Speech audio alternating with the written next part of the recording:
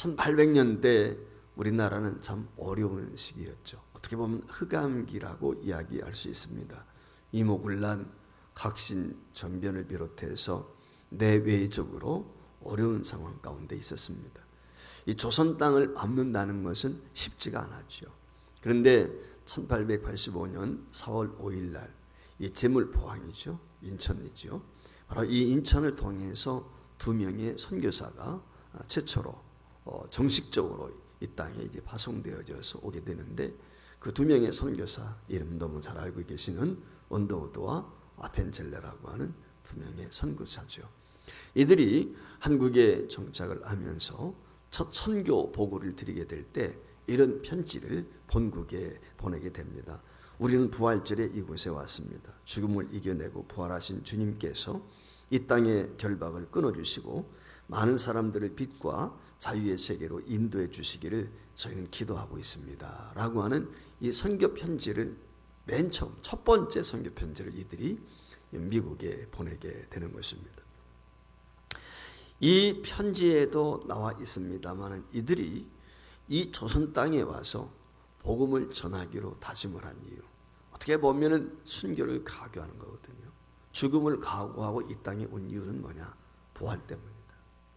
주님의 부활의 능력, 이 사망 권세 이기시고 부활하신 이 주님의 능력, 이 죽음에 굴하지 않고 주님을 바라볼 수 있는 소망이 있었기 때문에 이 미지의 땅, 흑암의 땅인 이 조선 땅에 오게 되었다는 것이죠.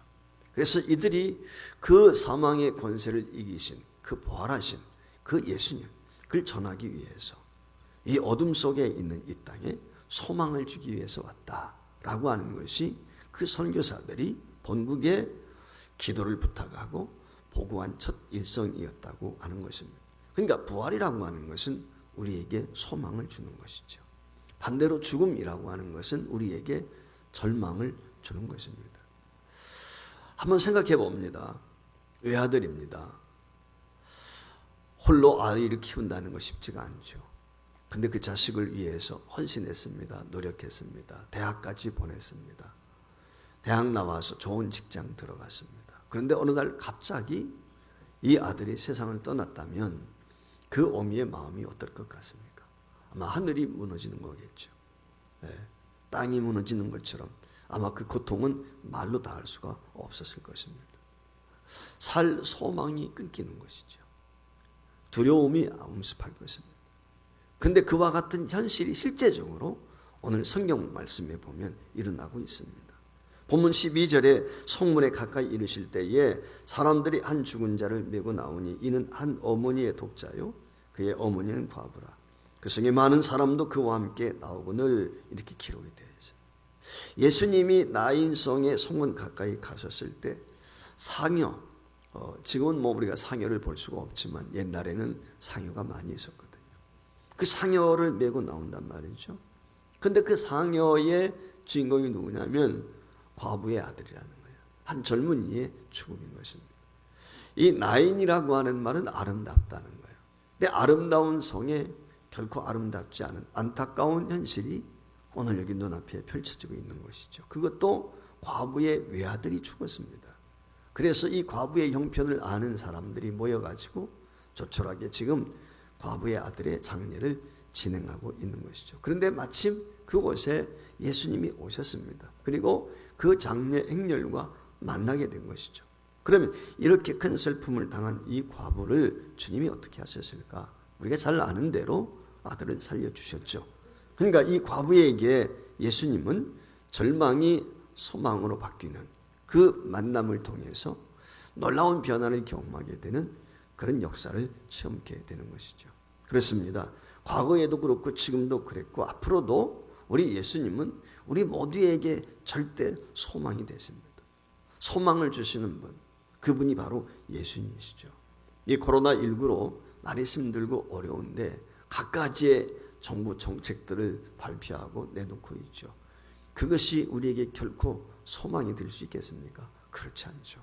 근본 문제가 해결되지 않고는 소망이 될 수가 없습니다. 그러면 근본 문제를 해결할 수 있는 참된 소망은 어디에 있습니까?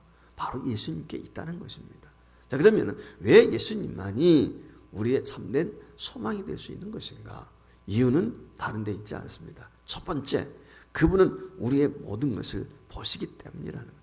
이 보신다는 말은 알고 계시다, 관심이 있다 그 말이죠. 여러분, 과부의 외아들이 죽으니까 많은 사람들이 와서 위로합니다. 장례를 치릅니다. 그 안타까운 이야기를 듣고 그 과부를 알지 못하는 사람들도 저게 무슨 장례 행렬이야? 라고 사람들이 물어보겠죠.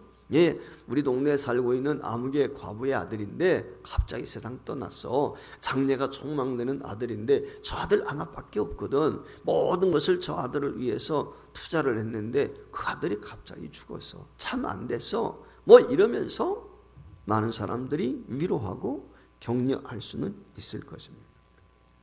그 중에는 그냥 지나가는 사람도 있었을 거예요. 아, 또 누군가가 죽었는가 보구나 라고 생각하고 무심코 지나가는 사람도 많이 있었을 것입니다. 그런데 그 행렬 가운데 우리 주님이 계셨다는 거예요. 주님께서 이 나인이라고 하는 성에 가신 이유가 첫째는 아마 전도하기 위해서 가셨겠죠. 오늘 여기 성경의 문맥을 쭉 살펴보면 주님은 전도하러 이 땅에 오셨고 또 다른 마을들 가셔서 전도를 하셨으니까 분명한 것은 오늘 본문 말씀에 보면 이 나인성의 과부를 일부러 만나기 위해서 직접 가신 것은 아니었다. 성경에 보면 그렇게 유추해 볼 수가 있습니다.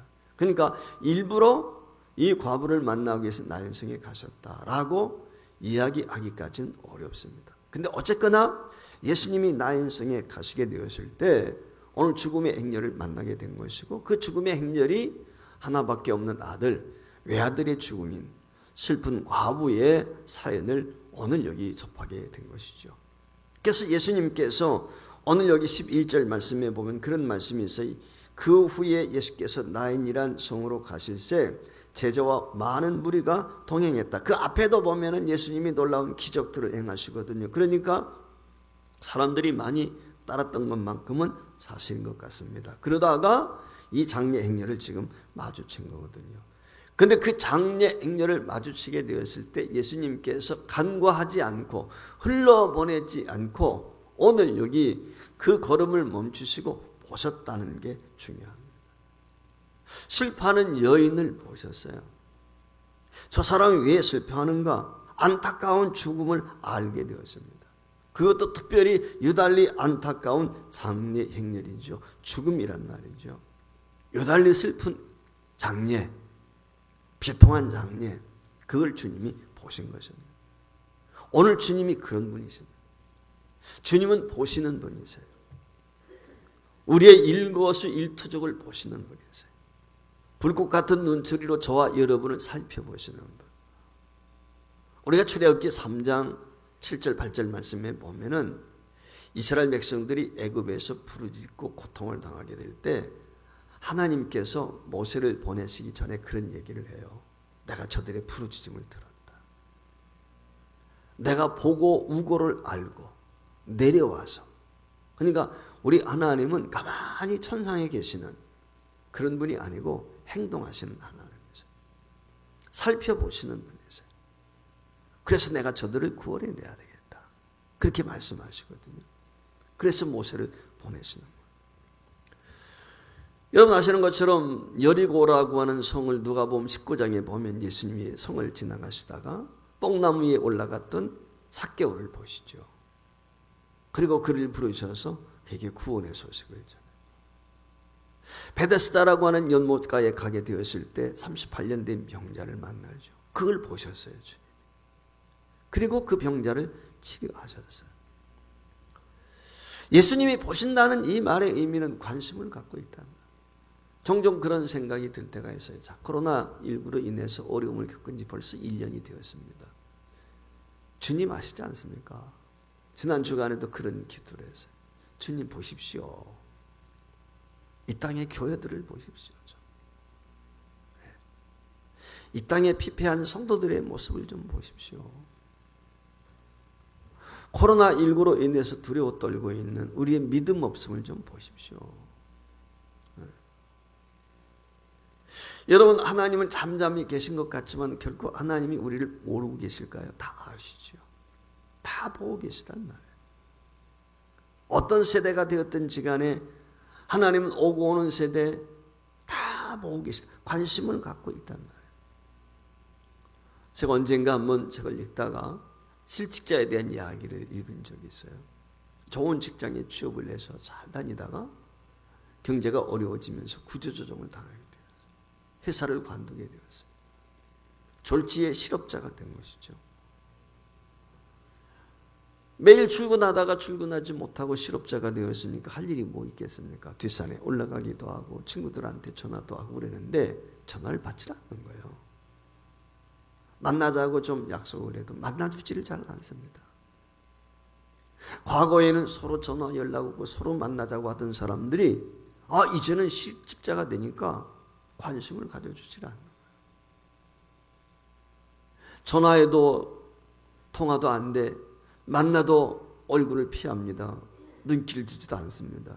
그때 이 사람이 자기 마음에 내가 이런 존재밖에 안 되는가 이런 생각이 드니까 너무 서글프더라는 거예요. 그래서 집에 들어와 가지고 몇 날을 울었다 라고 하는 글을 본 적이 있어요. 어쩌면 이게 현대인의 모습이 아닐까. 관심 밖에 나와는 직접적인 관련이 없으면 관심을 두지 않죠. 무관심의 세대. 이게 오늘 우리가 살고 있는 시대거든요. 근데 우리 주님은 관심을 기울이십니다. 주목해서 보십니다. 시편 34편 15절 말씀에 보면 하나님이 우리를 어떻게 관심을 갖고 보시는지 여호와의 눈은 의인을 향하시고 그의 귀는 그들의 부르짖음에 기울이신다. 즉 택한 백성들, 하나님의 백성인 저와 여러분의 그 부르짖음을 듣고 우리의 처지와 형편을 돌아보시는 분, 그게 우리 하나님이시라는 거죠. 어떻게까지 저와 여러분을 살피십니까? 예수님께서는 누가복음 17장에 보면은 이렇게 말씀을 하셔서 12장 7절에 너희에게는 심지어 머리털까지도 다 씻은 바 되었나니 두려워하지 말라. 너희는 많은 참새보다 더 귀하니라. 그래서 이 말씀에 보면 예수님께서 우리에게 관심을 갖는데 머리털 하나까지도 관심을 갖고 계시다. 하나님은 저와 여러분을 사랑하십니다. 저와 여러분을 도와주시기를 원하십니다. 저와 여러분이 어려움 만났을 때 우리를 바라보시고 예수님께서 저희들을 붙들어 주시고 저와 여러분으로 하여금 그 어려운 난관을 극복할 수 있도록 인도해 주시기를 원하신다는 것이죠. 예수님이 우리의 소망이 되는 이유, 그 이유는 다른 데 있지 않아요. 비록 코로나 상황이 우리를 힘들게 하고 있지만 분명한 것은 하나님이 이 현실을, 이 현장을 지금 보고 계시다는 거예요. 알고 계시다는 거예요. 주님이 보시는 한 저와 여러분에게는 소망이 있습니다. 주님이 관심을 갖고 있는 한 우리에게는 소망이 있는 거예요. 그렇기 때문에 우리는 이 코로나라고 하는 어려운 상황 중에 있지만 소망의 끈을 놓지 말고 예수 그리스도를 끝까지 바라볼 수 있기를 주의 이름으로 축복을 드립니다. 괴로울 때 주의 얼굴 보라. 은혜의 주님, 그렇지 않습니까? 그분이 우리에게 힘을 주시고 안식도 주시고 능력도 주시고 권능도 주시는 줄 믿습니다. 힘들수록 우리의 소망 되시는 예수 그리스도를 바라볼 수 있기를 주의 이름으로 축복합니다. 두 번째, 왜 예수 그리스도가 우리의 소망이 됐습니까? 그분만이 우리의 진정한 위로자가 되기 때문에 그렇습니다. 본문 13절 말씀해 보세요.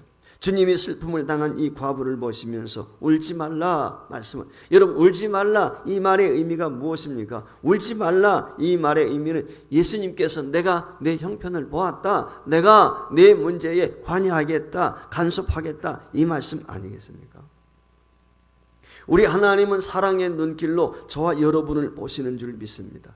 하나님은 사랑이십니다. 사랑할 때 하나님께서는 말로만 사랑하지 않아요. 예수님께서 제자들을 사랑하실 때 끝까지 사랑했다고 그랬거든요. 하나님은 저와 여러분을 어느 정도 사랑하십니까? 하나밖에 없는 독생자 아들 예수 그리스도를 내어주시기까지 사랑하시. 예수님이 저와 여러분을 얼마나 사랑하십니까? 자기 하나밖에 없는 생명인데 기꺼이 십자가에 내어주기까지 우리를 사랑하신단 말이죠. 여러분, 예수님의 십자가 무엇입니까? 이것은 하나님의 사랑의 극치인 것이죠. 그래서 이사야 53장의 말씀에 보면은 이 십자가에 대해서 이렇게 이야기를 했습니다. 그가 찔림은 우리의 허물 때문이요 그가 상함은 우리의 죄악 때문이라. 그가 징계를 받음으로 우리는 평화를 누리고 그가 채찍에 맞음으로 우리는 나음을 받았도다. 그랬어요. 하나님께서는 우리를 사랑하시는데 적극적으로 이와 같이 십자가라고 하는 것은 하나님의 적극적인 그 마음을 우리에게 가르쳐주고 있는 거예요. 하나밖에 없잖아요. 생명 하나잖아요. 근데 외아들은 그 한 생명을 기꺼이 십자가에 내어주었다. 말로만이 아니에요. 그래서 요한 사도는 이 주님의 사랑을 깨닫게 되었을 때 요한일서 3장 18절 말씀에 보면 이렇게 우리에게 권면하고 있어요. 자녀들아 우리가 말과 혀로만 사랑하지 말고 행함과 진실함으로 하자. 주님은 우리를 사랑하실 때 말과 혀로만 사랑한 것이 아니라 실제 행함을 통해서 우리를 사랑했다는 거예요. 주님이 우리를 사랑하시는 것은 그냥 이빨림이 아니라 그 말이에요. 세상은 이빨림으로 얼마든지 립싱크 서비스 할 수 있어요. 립 서비스 할 수 있어요. 마음 없는 얘기 할 수 있어요. 그런데 우리는 주님은 그렇지 않다는 거예요. 부모가 자식을 사랑하는 거죠. 근데 위로도 마찬가지예요. 주님이 우리를 위로하시는 것은 입에 발린 위로가 아니에요. 주님의 위로는 이사야 63장 16절 말씀에 보면은 마치 뭐와 같으냐? 부모가 자식을 위로하는 것 같다는 거예요. 그렇죠? 제가 우리 늦둥이에게 그런 얘기 한번 한 적이 있어요. 그래 이 세상을 살아가는데 친구도 중요하고 선생님도 중요하고 누구도 중요하고 누구도 다 중요해요. 그런데 가족만큼 사실 중요한 건 없다. 가족. 너에 대해서 궁극적으로 염려하고 근심하고 정말 생각하는 사람, 희생할 수 있는 사람도 그건 가족이죠. 가족. 몇 개월 전에 이 아이가 친구 차를 탔다가 교통사고를 당했는데 그것 때문에 좀 마음에 상처가 있었어요. 그때 이제 제가 그런 얘기를 해서 위로하면서 부모는 자식에게 어떻게 보면 눈에 넣어도 아프지 않단 말이죠. 그게 부모 마음이잖아요. 우리 주님이 저와 여러분에 대한 위로를 하시는데 꼭 그와 같다. 부모가 자식을 위로하는 것처럼. 그게 우리 하나님이세요. 이게 주님의 위로예요. 요한복음 13장에 보면 예수님이 최후의 만찬을 나누시면서 이제 내가 예루살렘에 올라가면은 세상을 떠난다. 제자들이 두려워하는 거예요. 그 제자들을 향해서 예수님이 요한복음 14장에 오면은 예수님 사후에 대해서 제자들이 대비시키죠. 너희는 마음에 근심하지 말라. 하나님을 믿으니 또 나를 믿으라. 염려하지 말 것을 권면하면서 요한복음 14장 16절 말씀에 보면은 예수님께서 하시는 말씀이 내가 아버지께 구하겠으니 그가 또 다른 보혜사를 너희에게 보내줄 것이다. 보혜사 성령님. 나는 떠나가지만 그분이 오시면 너희들과 영원히 함께 하실 것이다. 여러분 주님이 함께 하신다는 것만큼 제자들에게 위로되는 말씀이 어디에 있겠습니까? 보혜사 성령님 그분은 위로자지요. 우리를 돌아보시는 분이 성령께서 우리와 함께 그분은 우리를 돕는 분이세요. 우리를 위로하시고 돕는 분 그게 우리 주님이시라는. 그렇기 때문에 주님만이 우리의 소망이 돼요. 아마 가수 중에 윤복희 권사님 모르시는 분 거의 없을 거예요. 그분의 오빠가 윤한기 목사님이신데 옛날에 그 윤복희 윤한기 씨가 일본 동경 국제가요제라고 하는 곳에 나가서 우리인가요? 여러분인가요? 여러분이라고 하는 노래를 불러가지고 우승을 한 적이 있었어요. 그때 이 동경가요제라고 하는 국제음악제에 출품하기 위한 노래였기 때문에 1절은 한국말로 되어 있지만 2절은 영어로 되어 있는데 외국어로 되어 있는데 국내에서는 외국어는 잘 부르지 않는다는 1절만 주로 불렀다는 거예요. 그러다가 수년 전에 불의의 명곡이라고 하는 곳에 이분이 그 뭡니까? 그 뭐라고 그래야 되나요? 레전드라고 그러나요? 그 대상이 돼가지고 거기 나와 앉아있고 그의 노래를 그 후배들이 부르는 거예요. 그 후배들이 부르기 전에 윤복희 씨가 먼저 나가서 이 여러분이라는 노래를 불렀어요. 그때 이 부를 때 2절 영어 가사 노래를 불렀거든요. 그 가사 내용이 뭐냐면 이런 거예요. 내가 어둡고 캄캄한 밤을 걷고 있을 때 그가 너의 지팡이가 되어주신다고 말씀하신다네. 내가 누군가로부터 사랑을 받기를 원할 때 그는 내가 바로 너의 사랑이라고 말씀하시네. 그러니 웃으며 나를 보렴. 누구나 다 이 길을 걸어간단다. 그러니 나를 믿고 어깨를 펴렴. 지금이 시작이니 멈출 수 없어. 이 길이 유일한 길이니 나와 함께 손을 잡고 걸어가자. 여기 나가 누구예요? 바로 주님이죠. 그러니까 이 노래는 복음송가예요. 유행가가 아니고 사실 신앙 고백인 거예요. 주님이 지금 자기 자신에게 그렇게 이야기하는 거예요. 지금 주님. 이 곡을 통해서 윤복희 씨가 하고 싶은 말이 뭐예요?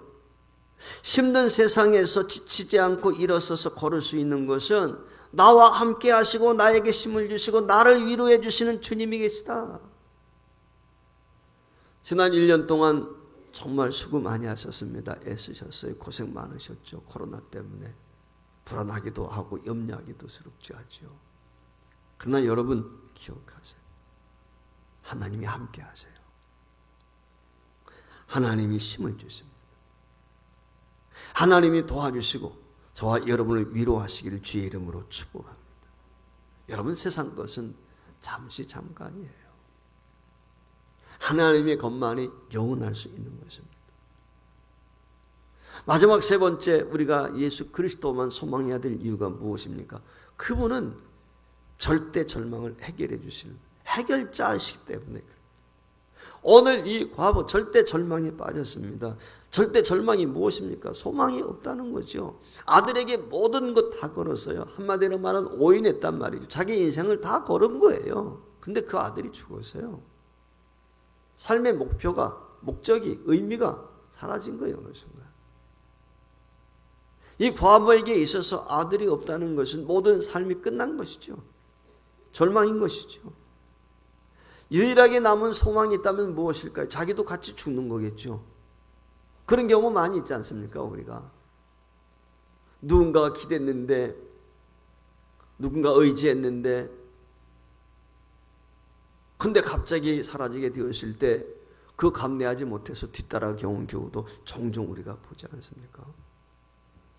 야, 내게 무슨 소망이 있단 말인가? 내 아들 죽었는데 내가 이제 바랄 것은 아들 뒤따라가는 것밖에 더 있나? 그런 생각 가질 수 있지 않겠습니까? 주저앉을 수 있는 것이죠. 근데 예수님이 지금 그 아들 살려주셨어요. 죽음의 문제 해결해 주셨어요. 절대 절명의 순간에 있는 이 과부에게 그 예수 그리스도는 바로 절대 희망의 순간으로 바뀐 것이죠. 예, 절대 절망이 절대 희망이 되었다. 이게 우리 주님이시죠.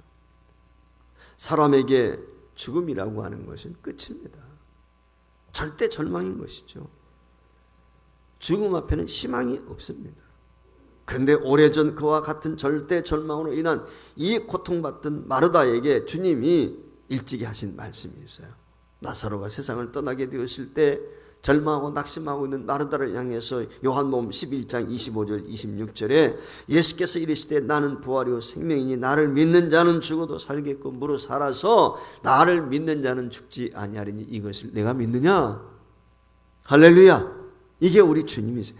예수님이 부활이시고 생명이기 때문에 예수님을 믿는 자는 죽어도 살고 죽어서 믿는 자는 영생한다. 오늘 여기 분명히 말씀을 영원히 죽지 않는다. 영원히 죽지 않는다. 오늘 우리가 절망하지 않아야 될 이유, 영생이 있다는 거예요. 이것처럼 감사한 일이 어디 있어요? 우리 교회를 떠난 지가 여러 해 됐지만은 우리 교회에서 오랫동안 신앙생활 하셨던 김춘수 군사님이 지난 주간에 세상을 떠셔서 장례식장을 다녀오면서 93세로 세상을 떠났는데 그 따님 권사님이 그러시더라고요. 마지막 순간까지 정신이 가라지 않고 임종 예배 잘 드리고 그리고 가셨다는 거예요. 그게 감사하잖아요. 근데 그 얼굴이 참 밝아요. 그 사위가 참 착해가지고 사위가 그렇게 정성껏 모셨거든요. 여러분 상갓집에 가면 슬픔이 있잖아요. 근데 물론 뭐 장수도 하셨죠. 93세나 사셨으니까 오래 사셨지만 제일 중요한 건 뭐냐? 믿음 안에서 죽었어요. 믿음 안에서. 예수 안에서. 그게 얼마나 감사해요. 이 사실을 깨달았기 때문에 사도 바울이 베드로가 이야기하기를 베드로전서 1장 13절 말씀에 보면 이렇게 이야기했어요. 우리 주 예수 그리스도의 아버지 하나님을 찬송하리로다. 그의 많으신 긍휼대로 예수 그리스도를 죽은 자 가운데서 부활하게 하심으로 말미암아 우리를 거듭나게 하사 산 소망이 있게 하시며. 저와 여러분에게는 죽은 소망이 아니에요. 산 소망. 오늘 라인성 과부는 유일한 희망이었던 외아들이 죽음으로 하늘이 무너졌어요. 땅이 꺼졌어요. 가슴에 절망이 가득했습니다. 그런데 예수님이 이 절망에서 아들을 살려주셨어요. 순간 그 절망이 기쁨의 소망으로 바뀌게 된 줄 믿습니다. 오늘 우리도 마찬가지입니다. 사람의 불안의 근본이 어디에 있습니까? 죽음이죠. 죽음. 사실 염려하고 걱정하는 이유가 어디 있어요? 죽을까 봐 그런 거거든요. 우리 입에 발린 말 중에 하나가 죽겠네 있잖아요. 배고파 죽겠네. 슬퍼서 죽겠네. 힘들어 죽겠네. 그런데 우리 한국 사람들 어때요? 행복해서 죽겠다고 그래요. 행복해 죽겠네. 사랑하는데도 사랑해서 죽겠네. 예. 그만큼 죽음이라고 하는 것이 어떻게 보면 우리가 밀접한, 사실 죽음과 삶이라고 하는 것은 너무 가까운 곳에 있는 거예요. 예측 불허잖아요. 어느 순간 우리에게 죽음이 올지 아무도 예측할 수 없거든요. 그런데 이런 세상을, 인생을 살아가는데 우리에게 있어서 영생이 있다. 산 소망이 있다. 영원한 소망, 산 소망, 즉 영생, 이게 있다. 이게 얼마나 감사해요. 제가 흑석동에서 남석교회라고 하는 것을 사역할 때 그 옆에 베델교회라고 있었는데 그 교회 목사님이 하혜룡 목사님이셨어요. 그 노예에서 모임 있을 때 이 목사님이 이런 간증을 한번 이야기하신 적이 있어요. 자기 장모님이 자기 집에 오셨는데 얼굴색이 안 좋고 갑자기 각혈을 하는 거예요. 그래서 성모병원에 가가지고 검진을 받아보니까 폐쇄성, 이 뭡니까? 다발성 폐암이라는 거예요. 그러면서 3개월밖에 살지 못한다. 얼마나 충격이겠습니까? 그 사모님이 많이 충격을 받았지 않았겠어요? 세월에 계신 분이었는데. 근데 이 어머님이 신앙이 참 돈독하신 분이었는데 한 1년 조금 넘게 사시다가 가셨는데 그 60세 되셔서 한갑 잔치를 이제 이 병원 앓고 있었지만 이 한갑 잔치를 시골에서 하고 올라온 지 며칠 되지 않아서 수요 예배를 드리게 되었는데 수요 예배를 드리고 집에 가서 잠자리에 들었어요, 목사님. 그런데 1시에 잠이 깼다는 거예요. 1시에 잠이 깼는데 그 장모님한테 전화하고 싶은 생각이 나더라고요. 그래서 1시에 전화를 돌리니까 이 장모님이 전화를 받으시더라고요. 그러면서 전화기를 통해서 이 장모님이 그렇게 이야기를 하시더래요. 아, 목사님이신가? 나는 지금 하나님 앞으로 가는 길에 있어요. 이 장모님이 그러면서 목사 사명 잘 감당하다가 우리 하나님 앞에서 만나세 얘기하시더라는 거예요. 근데 그 목소리가 너무 거칠고 힘들어하시더라는 거예요. 그러니까 지금 임종 숨을 거두기 직전인 거예요. 그때 목사님이 전화기에다가 어머니 제가 기도할 테니까 수화기를 꼭 붙드세요. 그러면서 하나님 앞에 기도합니다. 하나님 아버지, 우리 어머니의 영혼을 주님께 부탁합니다. 하나님께서 우리 어머니 안식할 수 있도록 천국에 이를 수 있도록 주님이 붙들어 주시옵소서. 우리 어머니 십자가 굳게 놓지 않고 붙들고 끝까지 승리하게 해주세요. 하나님 앞에 기도했다. 그 기도가 끝났는데 어머님이 숨을 거두셨다는 거예요. 물론 전화상으로 이제 임종을 맞이한 것이죠. 그러면서 그 자기 장모님의 죽음에 대해서 오늘 예수 그리스도에 대한 소망이 우리에게 없다면 얼마나 슬프고 얼마나 어렵고 힘들 것인가. 그 얘기를 하세요. 여러분, 하나님 나라와 영생에 대한 소망이 있다는 것이 저와 여러분의 신앙 고백이 아닙니까? 이 믿음이 있기 때문에 어려운 여건이 있고 환경이 있어도 우리는 낙심하지 않는 거예요.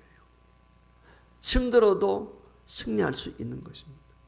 요한복음 10장 28절 말씀에 보면 예수님께서 내가 그들에게 영생을 주노니 영원히 멸망하지 아니할 것이요 또 그들을 내 손에서 빼앗을 자가 없느니라. 할렐루야. 예수는 우리가 사는 이 땅에서 저와 여러분에게 관심 갖고 계십니다.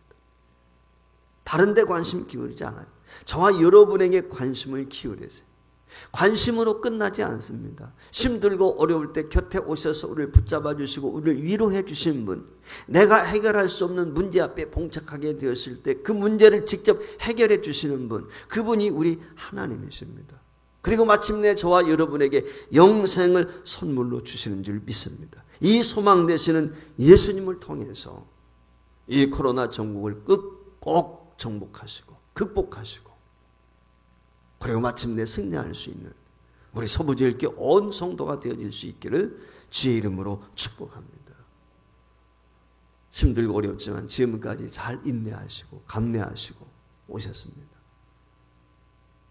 하나님이 도우셔서 이 코로나 전국이 속히 정리되어지고 동시에 우리가 마음껏 예배하며 하나님과 동행하는 구원의 역사를 날마다 간증하며 고백할 수 있는 모든 성도가 될 수 있기를 다시 한번 주의 이름으로 축원을 드립니다.